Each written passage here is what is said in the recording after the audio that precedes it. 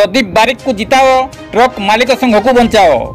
राज्यर सबुठू बीतशाड़ी केन्दुझर जिला ट्रक मालिक संघर सभापति, उपसभापति, साधारण संपादक, युग्म संपादक, कोषाध्यक्ष एवं कार्यकारी कमिटी सदस्य दीर्घ 7 वर्ष पर सेप्टेम्बर 28 तारिख में निर्वाचन होब।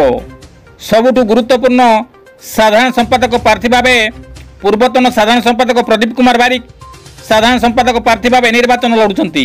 एणु तांकु निर्वाचन में जिताई केन्दुझर ट्रक मालिक संघ को बचाई ट्रक मालिक माने मत प्रकाश करछंती। एणु समस्त ट्रक मालिक माने प्रदीप बारिक को विपुल संख्यार भोट दे जिताइबा को वरिष्ठ ट्रक मालिक अर्जुन चरण बारिक निवेदन करिसेंती। कविंद्र राउत का रिपोर्ट, केडी न्यूज ओडिया।